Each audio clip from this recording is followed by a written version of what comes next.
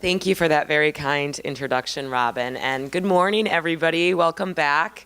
We're continuing the exciting conversations that we had last night in what I thought was a really invigorating panel discussion. My favorite part of it was when we had questions from all of you. So I'm looking forward to you being able to engage our keynote speaker today. How are we doing with the technical issues? Okay. So I am especially honored to introduce my friend, colleague, and fellow historian on the rise and impact of mass incarceration, Toussaint Losier, who is an assistant professor in the W.E.B.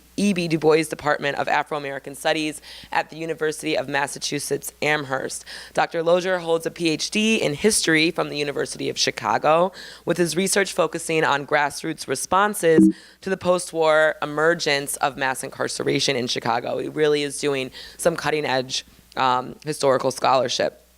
At UMass Amherst, he teaches courses on African American history, Black politics, criminal justice policy, and transnational social movements. His writing has been published or is pending in Souls, Radical History Review, Journal of Urban History, Wayne State Law Review, Race and Class, Against the Current, and Left Turn magazine. He is co-author of the groundbreaking Rethinking the American Prison Movement, co-authored with Dan Berger, published by Routledge, and I think that's the book that you guys have in your bags, and is preparing a book manuscript tentatively titled War for the Cities, Mass Incarceration, Black Liberation, and the Remaking of the Carceral State. And I've read parts of it, and it really is an incredible piece of work. So when it comes out, look for it and definitely read it. This year, Toussaint is a visiting scholar in the Charles Warren Center for Studies in American History. So he's been here on Harvard's campus this entire year, which has been a real blessing for many of us because we've gotten to engage him and his work here at Harvard. Dr. Losier is a 2004 graduate of the college who spent much of his time volunteering and committing himself to public service as an undergraduate through the Phillips Brooks House Association during his time here at Harvard. So Toussaint truly is a role model, hero, inspiration for all of us, and we are very, very lucky to be able to hear from him today. Thank you so much, Toussaint, and I will turn it over to you.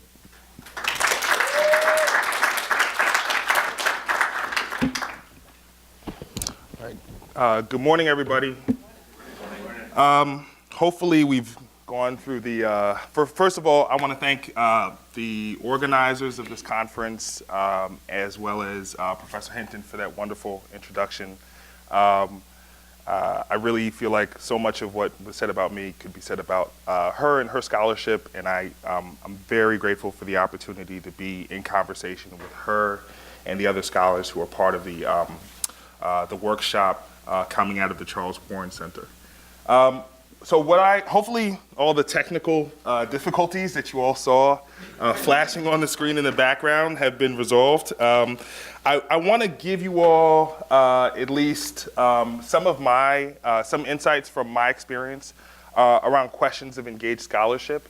I think this is in particular an exciting opportunity because I could definitely imagine as an undergraduate this being the sort of this being a way that I might want to spend my Saturday morning, as much as when I was an undergrad here, I wasn't necessarily the best morning person, and I probably would be sleeping on a Saturday morning, having tried to have fun on a Friday night, although it's questionable sometimes here on Harvard's campus whether you can have fun on a Friday night.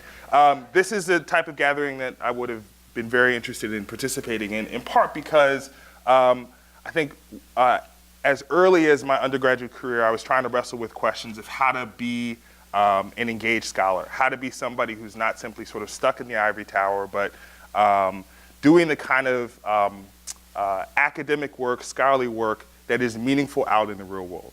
Not simply for my own benefit or kind of professional advancement, but something that really puts us in a better position to make the world a better place, quote unquote.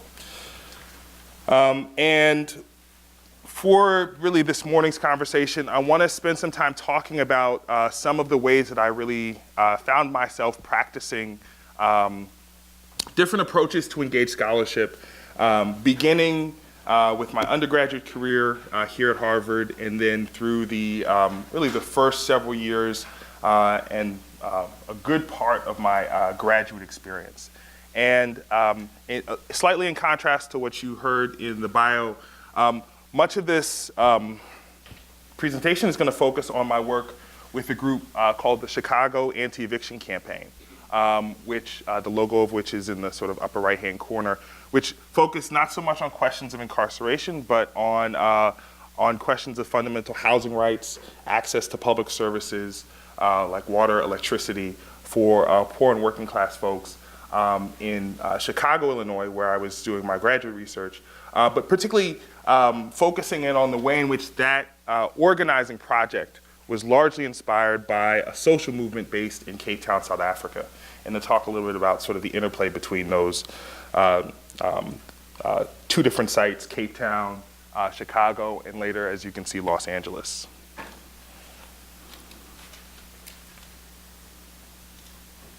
Anything you ask me,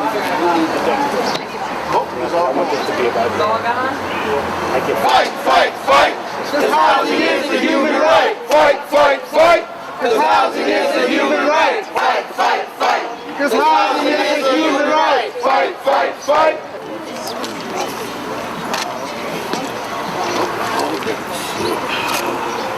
You guys up? Yeah.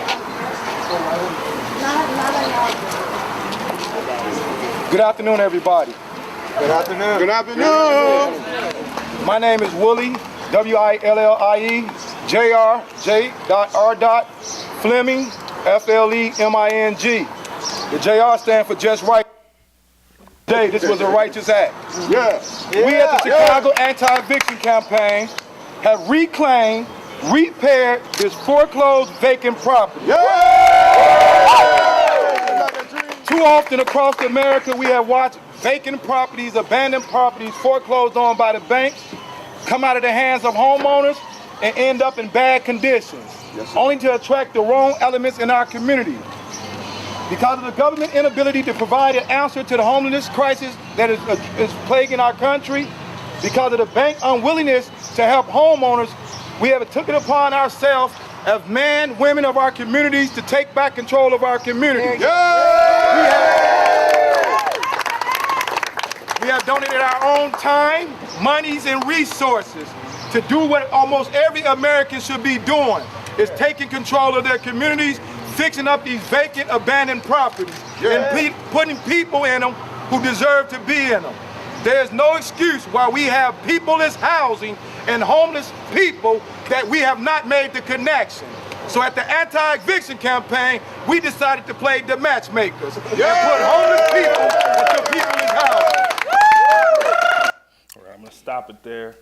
This is a short clip from a press conference that took place on June 17th, 2012. And on that day, myself and other members of the Chicago Anti-Eviction Campaign, a grassroots organization committed to, as you kind of heard a little bit, enforcing housing as a human right, publicly announced our occupation of a formerly foreclosed and abandoned home on Chicago's South Side. For more than 2 years, the property had been left vacant and unsecured by Deutsche Bank, one of the 4 top banks responsible for foreclosures in America's second city. According to neighbors, there had been little done by the bank to stop its metal pipes, copper wiring, and other basic materials from being scrapped. With the neighbors' support, we had repaired the damage done by vandals such that it might be habitable for a family in need. This is it, campaign volunteer Martha Biggs had reportedly said when she first learned of the home takeover plans. This is where we can make our statement about the human right to housing. After more than 6 weeks of local organizing and home repairs, the campaign was ready to announce that none other than Miss Biggs, a homeless mother of 4, and her children were going to be moving into the once vacant bank-owned property. And this just gives you an idea of where this property was located on Chicago's South Side. A bold action designed to shed light on the human consequences of the nation's ongoing mortgage foreclosure crisis. Quote, "While this is just one home and one family," explained our group's press release, the campaign hopes to inspire other community groups to reclaim land and housing in their own communities and to think critically about how this crisis is part of a recurring cycle of displacement and disempowerment. We also want to force the city to get serious and act. hopefully to work with the community members impacted by foreclosure, eviction, and unemployment, and to stop diverting millions of dollars of public resources to institutions who are not invested in those communities, at the same time claiming that there is no revenue to fund public housing, schools, clinics, or job programs. Martha Biggs is committed to fighting for this house and her new community, and while it may be just one property, it's also a long hope-for home for her family. Our public reclamation of this home would be well covered by the evening news, as well as magazine articles, academic studies, and public interest documentaries.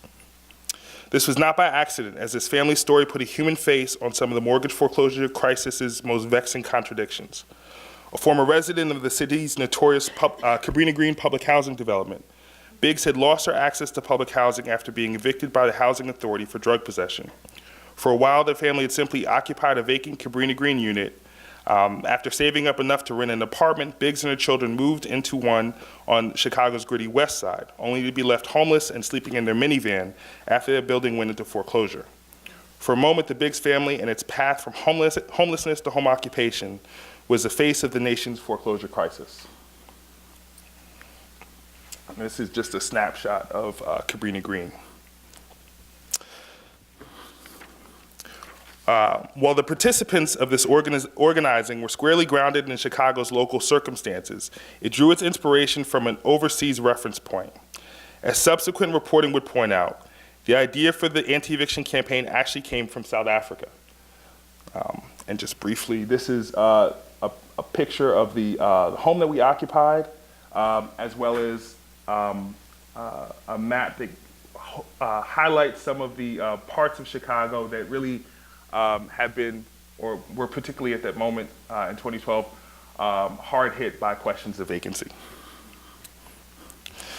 So just to point out again, indeed, the idea of the anti-eviction campaign actually came from South Africa. Indeed, this reporting correctly noted that I had first traveled to Cape Town, South Africa to do research for my Harvard senior thesis on, quote, the direct action tactics of an organization called the Western Cape Anti-Eviction Campaign. And this is like a very old picture of me in the local community newspaper in South Africa, talking about some of the research that I looked to do. Founded in 2011 by public housing residents facing the implementation of South Africa's homegrown neoliberal economic policies, quote, its members had been putting their bodies in front of homes to block evictions, building their own squatter settlements on unused land, and so on. After first learning about the South African social movement during the 2009 visit of the anti-eviction campaign's chairman to Cabrini Green, JR, who you saw in the video, and other public housing residents decided to start a Chicago chapter, focusing on first fighting evictions from public housing, protesting against foreclosures, and then occupying bank-owned homes.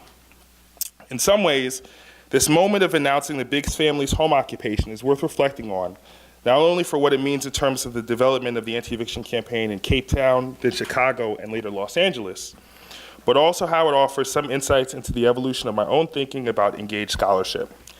Suffice to say, when I first went to South Africa in the summer of 2000, when I first went to Cape Town, South Africa in the summer of 2003, I wanted to learn how social movements worked, including the practical organizing skills which I hoped I could apply back in the United States.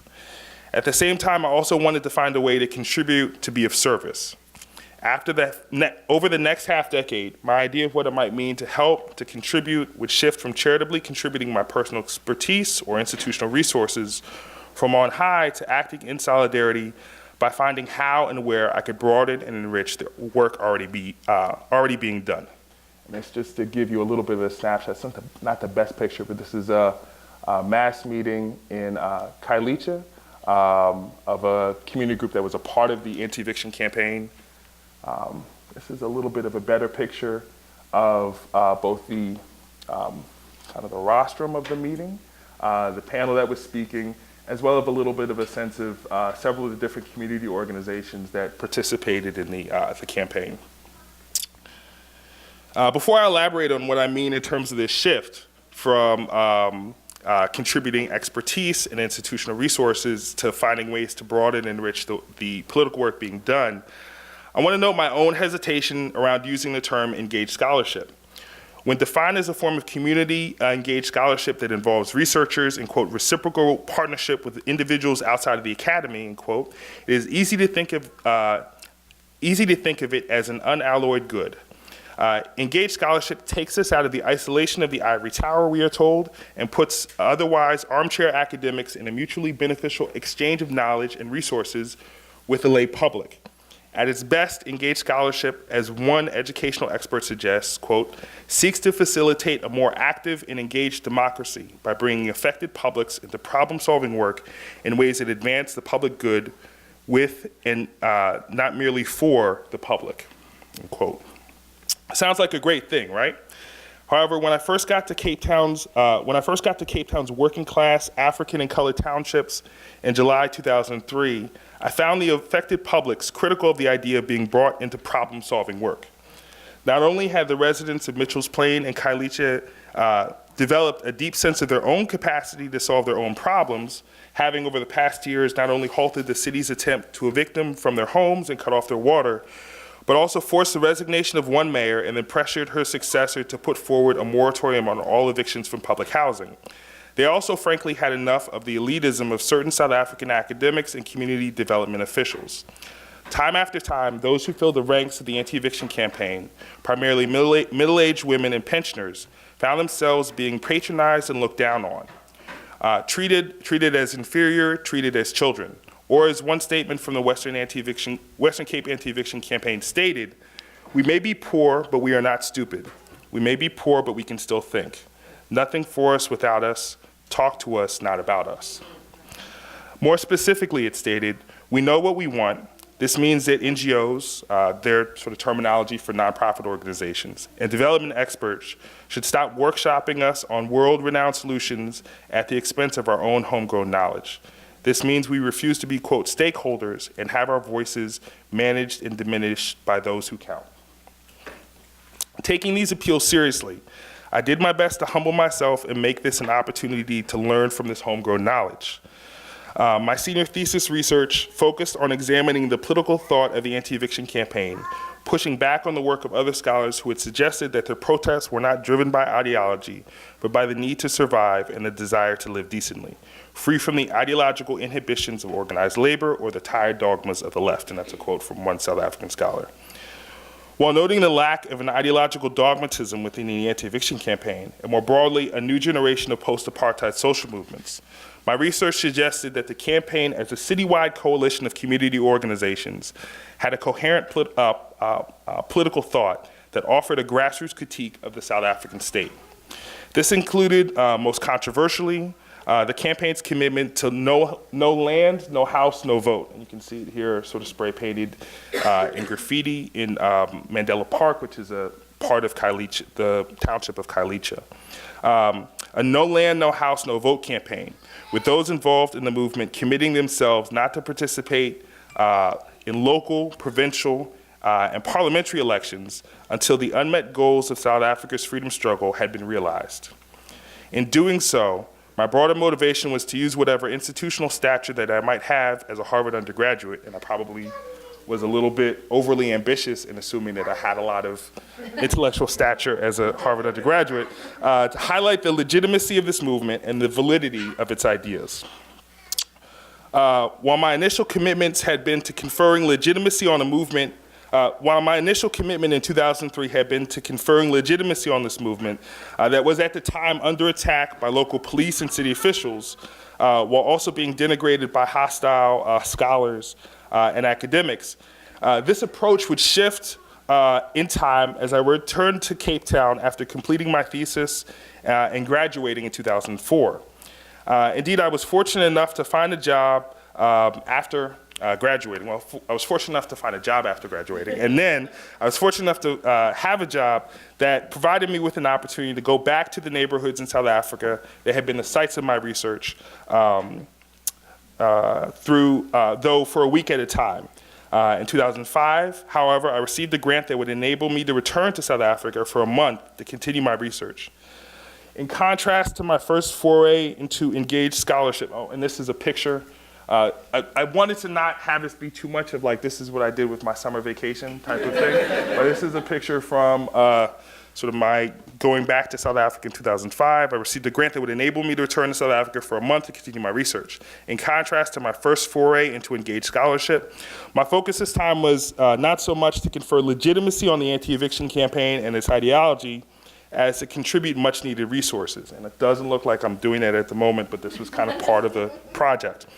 As a militant and largely decentralized grassroots organization, the campaign took no government funding and hardly any outside donations. What little foundation monies it took had been the culmination of significant debate within the organization. Some of its activists worried that these funds would, in the end, misdirect and undermine the organization's organizing commitments and direct action strategy. Rather than simply standing on the sideline, this is another one of those, this is what I did with my summer vacation pictures. I did my best to craft a research agenda that that was designed around the organization's own fundraising needs, with my budget for food, transportation, and accommodation calculated not to so much satisfy my own desires, but estimated in a way so that it could be useful both for myself and campaign organizers who would travel with me as I went to the homes of those who had agreed to speak about their experience within the organization during interviews. And so this basically meant, rather than staying in a nice hotel, I stayed with campaign activists and then used some of the money that I had sort of budgeted for whatever my accommodations would be. Those could be contributed to the organization. Whatever my food budget was, that also was some monies that I could contribute to the organization as well. And that really this approach to thinking about my, my scholarly engagement as much for my own kind of attempt to kind of refine my understanding of how the campaign worked, as well as kind of contribute resources at the same time as well too. Obviously this put me in a position of being sort of less of a dispassionate scholar than we're oftentimes told we should be. It put me in a position of actually involving myself in some ways in the work of the organization, in everywhere from sitting in on executive committee meetings to helping to plan demonstrations, even, I don't know why they let me do this, but write up press releases and what have you for the South African media. And one of the things that really came out of this is this allowed me to, although it kind of stepped over some of the kind of lines that are oftentimes drawn in terms of how to do this kind of on-the-ground ethnographic research, it also allowed me to form tighter connections with many of the people that I was working with and get access to information that normally researchers are not kind of privy to. And these kind of greater insights about the way the organization worked, its politics, really gave me a greater sense of how, as a scholar, part of what my work could be about would be really in a way to kind of leverage some of my institutional position inside the academy, or even as an independent scholar, which I was at this time, to contributing to the development of groups like the anti-eviction campaign. The downside, and one of the things that I would later realize, is it still kind of positioned me as somewhat of an outsider and a little bit of in somewhat of a privileged position, in the sense that the resources that I was leveraging were kind of being put at the disposal of the organization, but it still kind of framed me as somebody who was kind of offering my support rather than seeing the work that I was doing, the kind of political engagement that I was that I was kind of involved in, as more supportive rather than kind of in solidarity in a more kind of fundamental way. And one of the things that I think is important is that this process really changed over time and got me to a position where I saw really some of the limitations of thinking about engaged scholarship as one that was basically about taking advantage of some of the sort of privileges and opportunities that I had, and more so trying to find ways to kind of broaden and connect the work of the anti-eviction campaign to the work of other organizing efforts. And my shift in this kind of perspective really took place the last time that I had an opportunity to visit South Africa, which was in 2008, when I returned in the midst of the campaign's involvement protesting a project called the Into Gateway Project. And I'm guessing there aren't too many folks here who have been to South Africa, specifically to Cape Town. Maybe not. Okay, maybe a few of you all. When you go, or in the past, when you used to fly into Cape Town, the airport was kind of on the outskirts of the city, and you would drive along a highway called the into the downtown area. And as you got closer to the city, you would see really kind of miles, or they would say kilometers, right? But miles and miles of informal housing, shack settlements that kind of were on both sides of the highway. And the Into Gateway project was basically designed to kind of clean up the city's image to some degree by moving families that lived in these informal settlements away from the highway and building up kind of low-income housing, apartment buildings, low-rise apartment buildings on both sides of the highway to kind of obscure the view of what was one of the kind of oldest African townships in the city of Cape Town. And the families that were going to be removed to make way for these kind of low-rise developments were going to be moved to the outskirts of the city, a township called Delft, which was a primarily colored community. And as this sort of project was in the works, these homes that you can see in the background beyond the barbed wire fence were occupied by dozens of families from the Delft community who had been trying to raise their concerns about their lack of access to quality, affordable housing for years. And basically saw the city building housing for other people that was in their neighborhood but was not going to be used for them. So they occupied these houses en masse and were evicted at gunpoint by the city of Cape Town. It was a pretty dramatic series of events that was captured on television and ended up, and I'll go back to the last slide, ended up having, being evicted to the street that was just outside of where these houses were. It's like this sort of picture as if I sort of turned around 180 degrees and took the other one, and this is where the barbed wire fence is, and had been living on the side of the road in their own sort of kind of makeshift housing for several months when I arrived to Cape Town in 2008. And what the anti-eviction campaign at this moment in time was trying to do was trying to connect the sort of three different constituencies that felt themselves aggrieved, wronged by the way in which this Into Gateway project, this sort of large housing development project, was being carried out. The folks who came from Delft, who would occupy these homes, who would now living on the side of the road, essentially. The families from Langa, the township along the sides of the highway, who were going to be relocated to the outskirts of the city to live in these homes, and the families who were going to be, were given opportunities to move into these kind of low-rise apartment buildings, who found these apartments pretty shoddily built and poorly constructed. And this is one of the ways that I tried to sort of contribute in the process. I said, hey, how can I help? And they were like, we need some firewood, go get some firewood. So I had to go into the kind of the bush area just behind where these homes were and collect a bunch of sticks because we didn't have any like running water per se, electricity, any of those things, and it got cold at night, so you needed firewood. So this is what they had me do.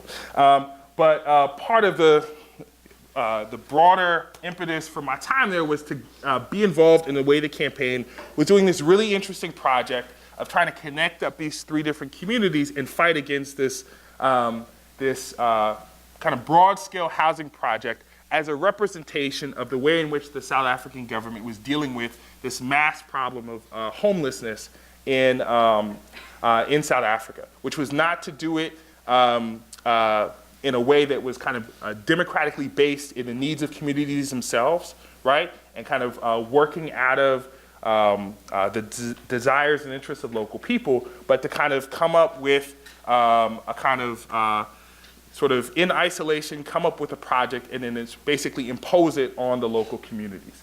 And this is an image from a demonstration that we basically helped to organize in downtown Cape Town. They really brought together folks from different parts of the city, different far-flung parts of the city, who oftentimes didn't really have an opportunity to connect and see their struggles in solidarity with one another.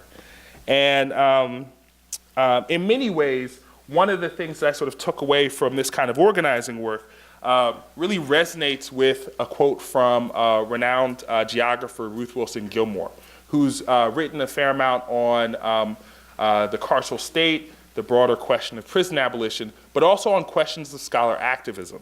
And she writes that here indeed is where scholars can make a difference, not because we have technical expertise, although that matters, but rather because we have the precious opportunity to think in cross-cutting ways and find both promising continuities and productive breaks in the mix of people, histories, political and economic forces, and landscape that make up forgotten places. In many ways, although the key organizers of the anti-eviction campaign didn't necessarily think of themselves as scholar activists, one of the main really contributions of their organizing was to find these connections between essentially places that had been forgotten by the South African state and find ways to connect people who, and connect not just the people themselves, but the struggles that they were involved in a way that might help scale up and build a broader, kind of more powerful political force. And this is a picture from after the march that you saw taking place downtown.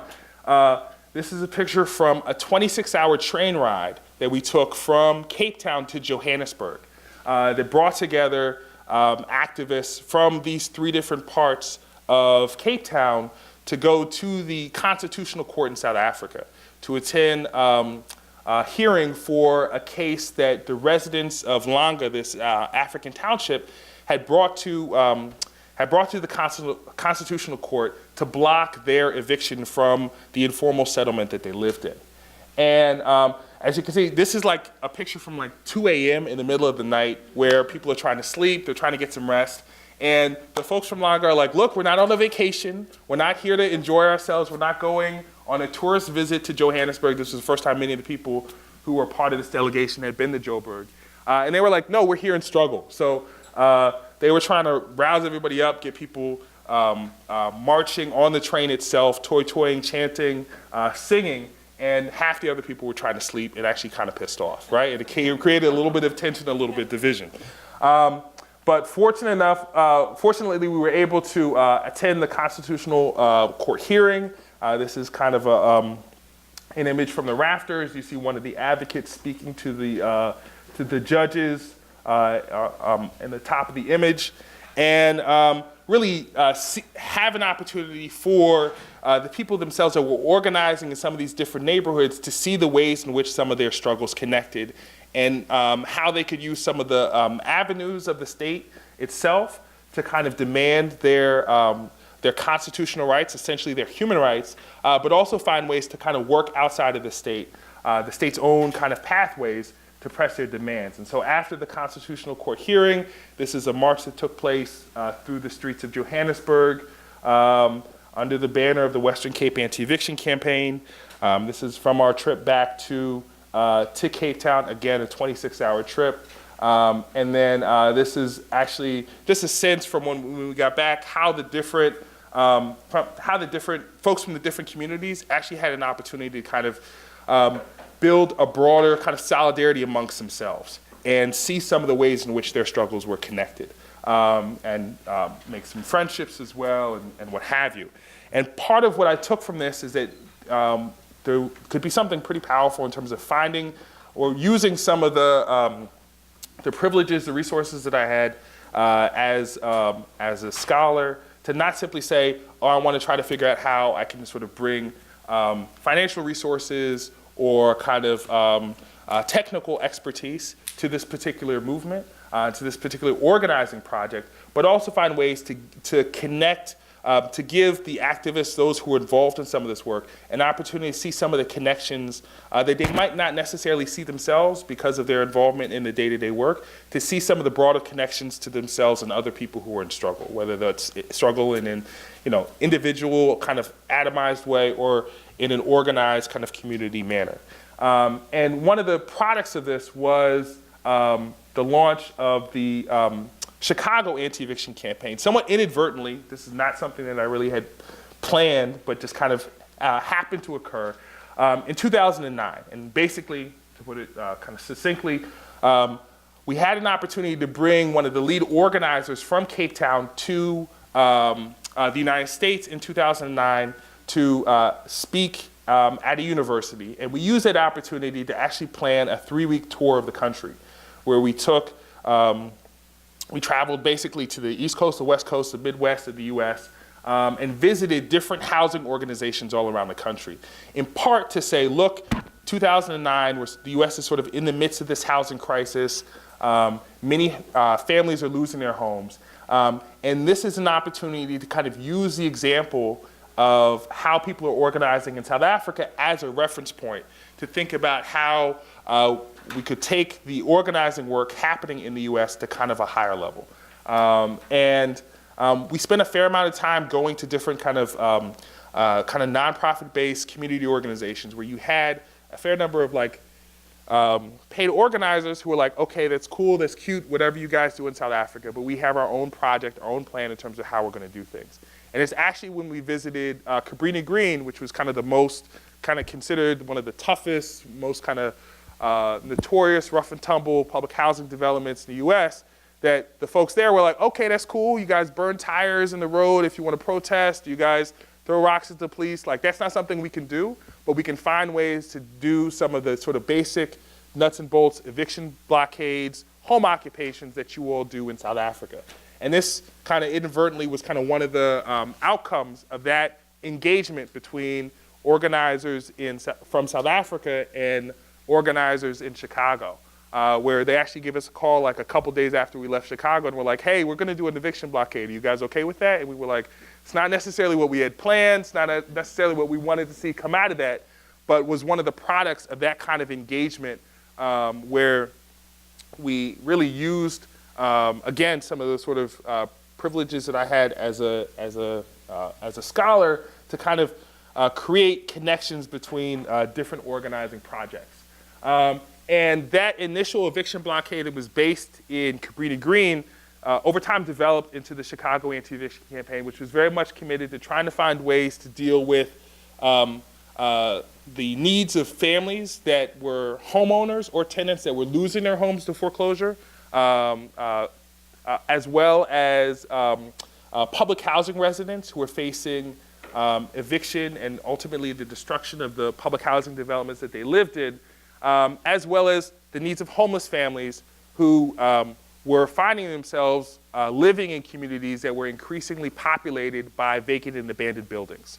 And by working with those different constituencies in a way that was kind of similar to the way in which the anti-eviction campaign in South Africa was working with different constituencies around the Into Gateway project, we found ways to kind of take this sort of snapshot that you see of vacant properties in Chicago, like 2012, 2013, repair the homes and make them habitable for families that were homeless, and use that both as a way to kind of meet the needs of the residents themselves, the homeless families themselves, the concerns that the neighbors of these vacant buildings had, because very few people want to live next to a building that's empty. They don't know what's happening in terms of crime, in terms of deterioration of the building, the decline in their property values, and really also kind of push other community organizations, government officials to take these questions seriously, right? To take places that oftentimes were forgotten, to take them really to kind of prioritize their needs. And kind of in summation, we can kind of dig into some of the specifics if you'd like to in the question and answer period. My scholarly work in the book that you all I think probably have in your bags doesn't focus on this particular kind of work. One of the decisions that I made actually when I was in South Africa the second time was that I didn't want to become my approach was that I didn't want to focus on the kind of scholarship where I sort of spent too much time blending the kind of political work that I wanted to do and the kind of scholarly work that I wanted to do. Because I found some scholars who were engaged with the anti-eviction campaign in a self-interested way, wanting to see the organization develop, grow, persist, because it served their scholarship, right? Not because it served the needs of the people who were involved in the work itself, but because they had already sort of kind of invested some of their own sort of academic attention to this particular movement, and they wanted to see that movement flourish because it was important for their own professional development. So the work that I do, and that you have an opportunity to kind of take a look at, is focused on really trying to enrich our own understanding of the development of mass incarceration in the United States. And one of the things that this particular project, which is a co-authored book between myself and another young scholar, really took an opportunity to just write a book. We were kind of asked to just write a book on the kind of prison movement of the 1960s and 70s. And we kind of took that idea and ran with it and basically tried to tell a broad 150-year history of both prisons in the United States, the way prisons in the US have changed, the way that the law in regards to prisoners has changed, and the ways in which dealing with those changes, how prisoners have found different ways to organize around and against the circumstances that they found themselves in. And we tried to do this in a way which not only did a sort of an accurate and informative kind of assessment of the history, but really in a way that might be a tool for those who are interested in trying to make sense of how do you deal with this sort of broader scale problem of mass incarceration, the prison industrial complex in the United States today. And this is the format of it is a bit more of a kind of a textbook than we would like. But in many ways, it's an opportunity to kind of design. It's basically an example of how moving beyond the kind of rote model of kind of engaged scholarship that we oftentimes are presented with, how to think about doing academic work, scholarly work in a way that can be not only effective in terms of bringing together the ways in which different movements might oftentimes operate in isolation, but serving to some degree as a template for how we can think about what organizing could look like in the future, right? So not simply an academic project or a research project that fills a hole and gives us access to knowledge that we didn't already have, but trying to bring together information, to bring together knowledge that can be useful for people who are interested in finding ways to change the tactics that they use because the circumstances have changed, to think about what strategies might be useful going into the future, sometimes by learning what tactics and strategies have existed in the past and been effective in the past, but also to try to have a clear sense of how the terrain in which they're working on has changed. And so that's some of what is kind of the broader motivation for this particular book, and it's something that I've carried with me in terms of the academic work that I do now, as well as some of the organizing and political work that I'm a part of. So I'm going to stop there, and I don't have any more kind of what I did with my summer vacation photos, but hopefully I can answer any questions that you all have and kind of put us in the best position forward to make this gathering as useful as possible. So thank you.